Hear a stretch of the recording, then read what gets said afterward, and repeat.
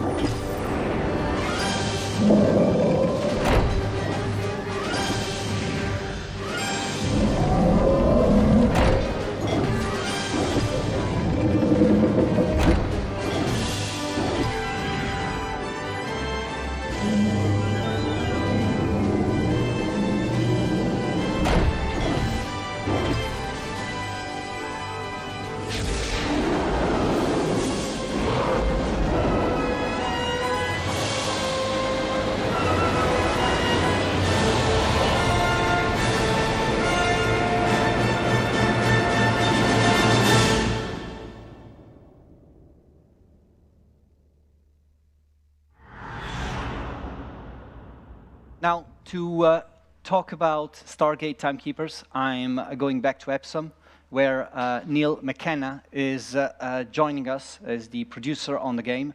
Hello, Neil. Hello, Marco. You got the Christmas sweater notes then. I did indeed. I got the note and I followed it to the letter. That's great. That's great. Thank you for joining us, Neil. You're the producer on Stargate, so you're going to tell us a lot more about the game today.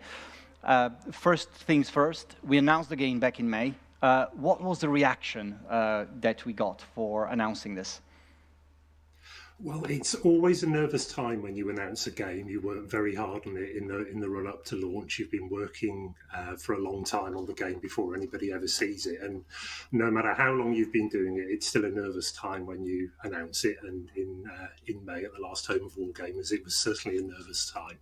But we were delighted with the reaction to it. People engaged with it really positively, very excited, even though we didn't say a lot about the game and what we were doing with it.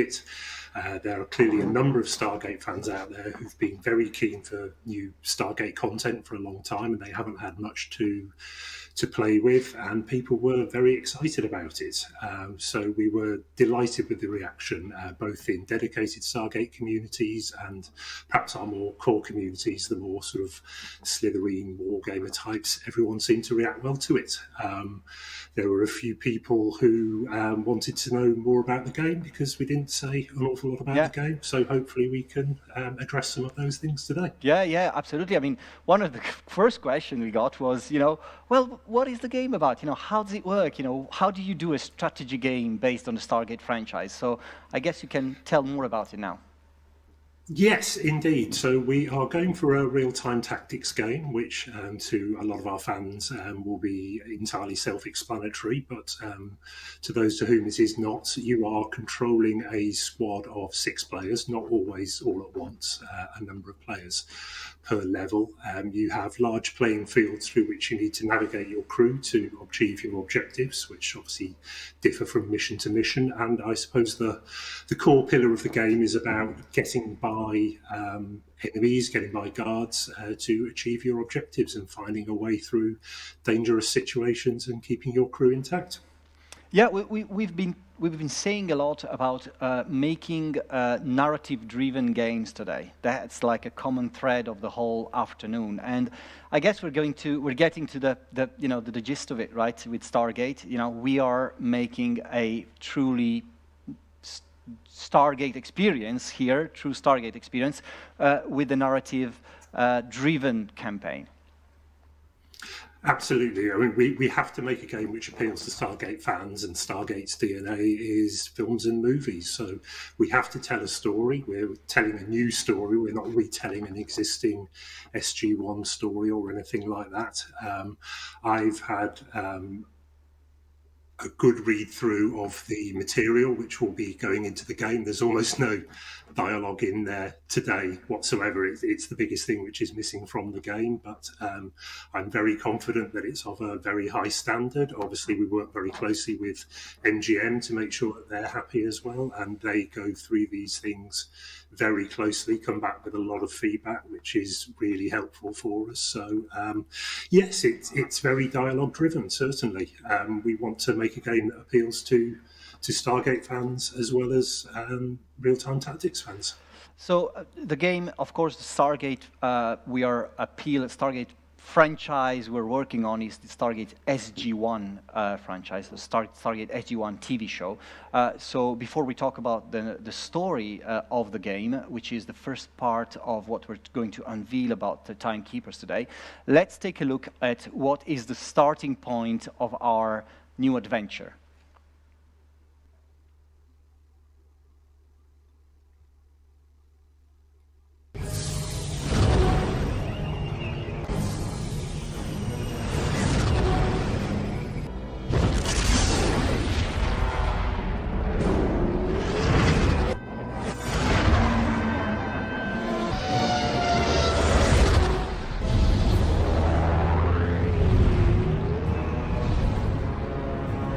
My lord, a scout ship has exited hyperspace and is heading for the planet's southern pole.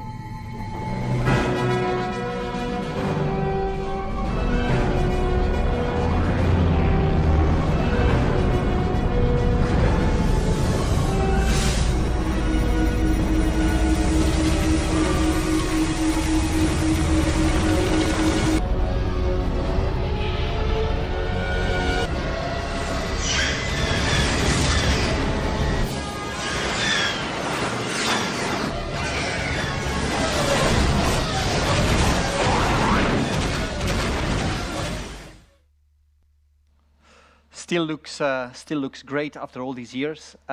This is Stargate SG-1 Season 7, Episode 22, The Battle of Antarctica. Neil, take it from here and tell us about the story of Timekeepers. Is indeed the jumping off point for our story. It's probably one of the best known episodes from the TV series. It's a climactic battle between the Tauri, the Earth people, and the forces of Anubis, one of the Gould system lords. The Earth people are on the verge of discovering Ancient's technology, which will make them much more powerful and a dangerous threat. And Anubis sends his forces to Earth, to Antarctica, to try and stop the extraction team from saving that equipment. It's one of the best regarded episodes, I think, in the entire 10 series of the TV show. Very highly rated. I think it's about 9.5 on IMDb. It was a pretty spectacular episode as well. I think originally it was written, the plot of this episode was written as the plot for a potential second Stargate movie, which obviously didn't get made in the end, and it got reused in the TV show.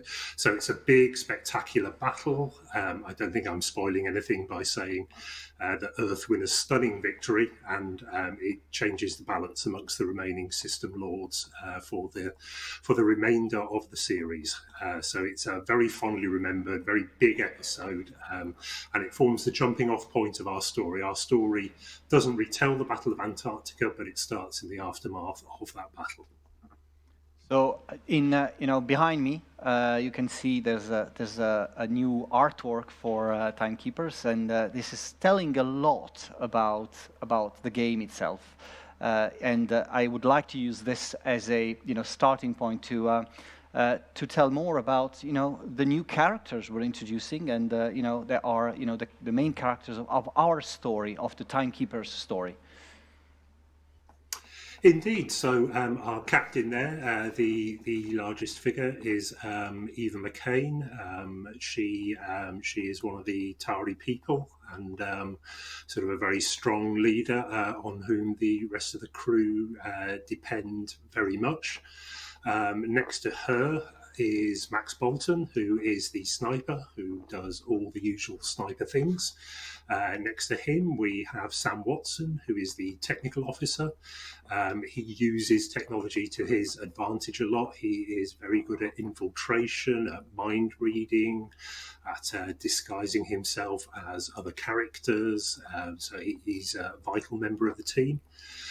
Below that, we have Attar, who is one of the Jafar resistance, who plays an important role, and we'll see a little bit of her in a bit as well.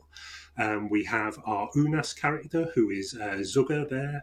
He is something of a berserker, a blunt weapon, who also has a very cute pet, who I look forward to showing at some later stage. And last of all, we have Derek Harper, who is the drone operator, who is sort of highly scientific, not much of a fighter himself, but employs drones and can alter the balance of technology from a safe distance. So there's quite a diverse team here. Of course, each member has its own qualities and specialties and skills. We are going to introduce all these characters as we approach release. But the first character I'd like to focus on is Eva. Of course, she's the main leader of the team. So tell us a little bit more about her and how she's leading the team. So yes, Eva is our leader, and as a leader, it means she is perhaps the most widely skilled character overall. She's being drawn there with binoculars in her right hand. She is the only one who has the skill where she can look at a point on the map and see which enemies can see that point, so where the danger is coming from. In her right hand, in her left hand even, she's holding a rifle, which she can put to devastating use with short bursts of fire here and there. Sometimes there's only one way to solve a problem.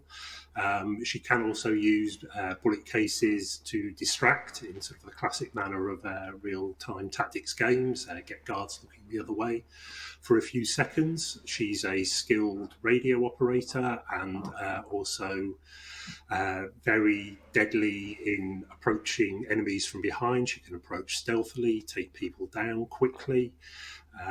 And she also carries stun grenades around. So she's a very well-rounded character. As the narrative unfolds, we understand more about her existing relationships with the other crew members and the backstory to that and what drives her forwards. And later on in the story, we understand just how much she is prepared to sacrifice to get the mission completed. But can't say too much about that today. Yeah, don't spoil much. That's why when we're going to show gameplay today, we're going to show only clips for Mission 1 and Mission 2 because we don't want to give too much away. But this is still going to give us enough variety to show about the game because, well, we said about Antarctica, and then we've got another environment to show. But let's start about this thing about the environments. I think they play a big part in the game. So we have quite a few images of how we studied the guys at Creative Forge just studied the environments to make them look as interactive and cool as possible, but also adherent to what the TV show is about. So let's start from the Antarctica one, and you can maybe explain what we're saying.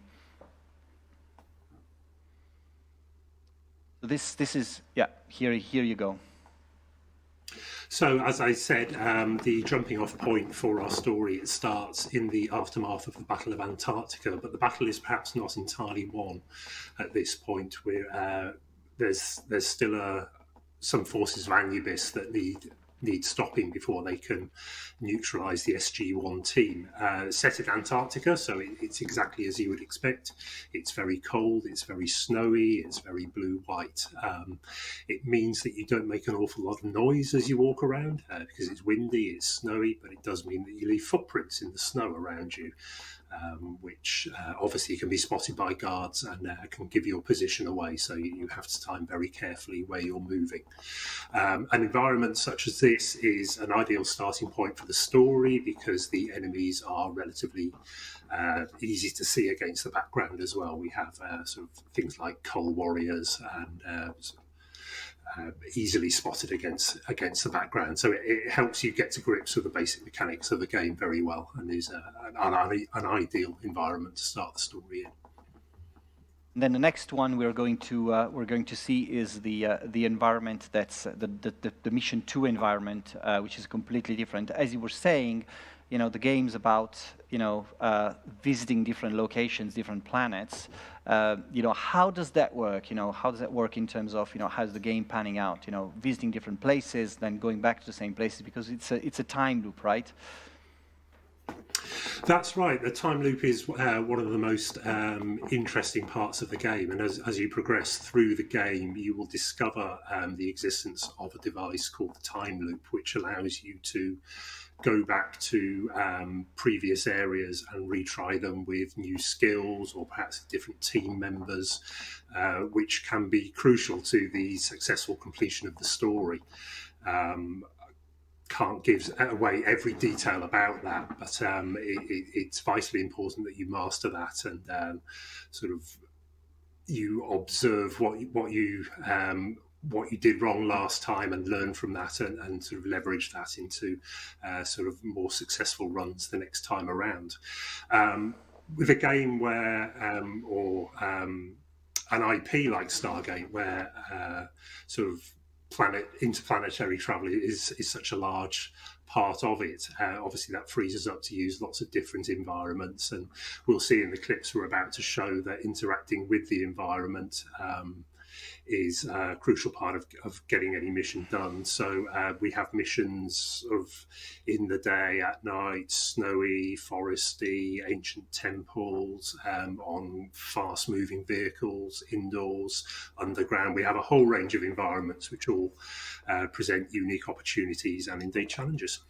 So shall we jump on the first clip and show the game? Let's do it. Let's do it then. Okay. Let's go for it, Neil. Explain what we're seeing. So here we have Eva creeping up, and this is towards the end of the level. You can see the wreckage of one of Anubis's spaceships on the ground. Eva is trying to get there because the guns are still functional, and she wants to use the guns to take care of the massed forces who are trying to neutralize the SG-1 team. As I said, Eva is very good at stealthy approaches. She can take people out either violently or non-violently. She tends to prefer taking people out in a non-violent fashion. You can see the view cone of the enemy guards there, as is typical in a real-time tactics game. It's a two-part view cone, so the solid part is where any movement will be detected, and the broken part you can generally crouch through and you will not be detected. That is Eva doing a bullet casing toss to fool that guy over there. He's now looking for the bullet casing and where it landed, allowing Eva to sneak past. We are observing this guard walking around the top and coming round at the moment. It is a central pillar of the game that you can only work out the answer by seeing what the guards are up to and learning their patterns and what their weaknesses are. So this guy's probably not moving. Let's creep up on him, and there he goes too. We can leave the body there because there is nobody looking, and quickly kick down the environment. Two bad guys there. Sometimes that's the only solution. So Eva's deadly burst fire takes care of those two.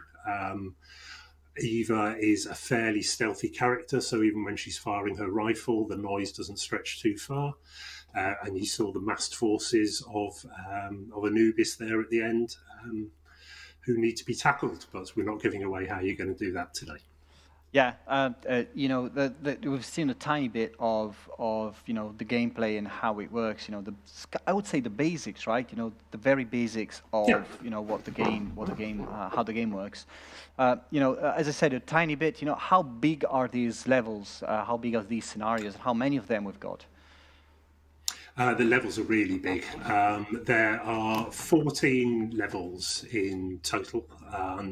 I would say that it would take a decent player familiar with the genre probably on average something like about 16 hours to complete the game on a first run through. So over an hour a level. They're big things. Obviously, your objectives are broken down into smaller groups, so you're not bombarded with information and 20 different objectives that you need to fulfill. As soon as you start, it's broken down into much more manageable chunks, and you never feel overwhelmed by the levels. There's always a relatively coherent block of gameplay in front of you that you can work out and think, right, okay, this is what I've got to do next, and this is how I'm going to approach it. But the levels really are big things. What are we going to see next? It's still Eva doing her own thing, but with a little bit of of extra stuff. Yeah, so this is chronologically later in the story. This is indeed Mission 2, which does follow on from Mission 1, certainly. As I've hinted, not all missions are chronological. This is the environment, by the way. This is the forest world of Haktil, which is Eva's mission here is to escort the convoy, which is designated for some Jafar rebels. Not much resistance is expected, however, plenty of resistance is encountered. So Forest World, very different challenges. It's harder to see what's going on, but there's also a lot more places to hide, such as a forest. The game is being developed in Poland, so obviously we've got some bison in there. I think it reminds them of their homeland. I don't think we see any bison today, which is a terrible shame. We've had pigs, cows, and chickens already, but I don't think we're seeing any bison. Right. So let's jump on the gameplay clip then.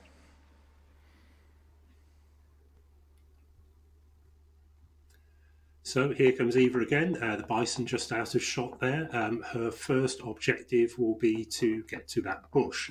Any character can hide crouching in a bush, regardless of where the bush falls within guard's view cone. So we can see what the guard can see there. A brief hint there of Eva using her binoculars and showing which guards can see that point. So the bullet casing is tossed over there, which is just enough to distract that guard for a few moments and into the next bushes. A few more characters here. We can get as close as we like to them in the bushes.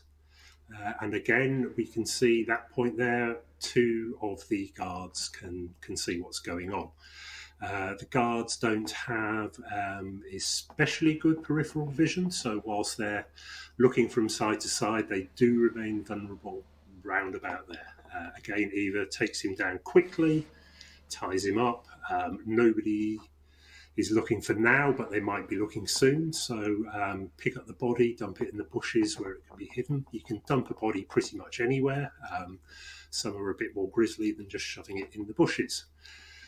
We move on a bit, and here's a quick example of the teamwork as we have Atta, our Jafar girl, appearing. Obviously, all these characters will be controlled by you. There are no sort of unplayable characters. You will select your crew beforehand. A quick example of Eva's flashbang grenade there, and takes out two guys quickly. Atta takes one, Eva takes the other. Guard's got this pretty well covered, but you can see in the broken view cone we can get behind that truck if we take it nice and slow into the bushes.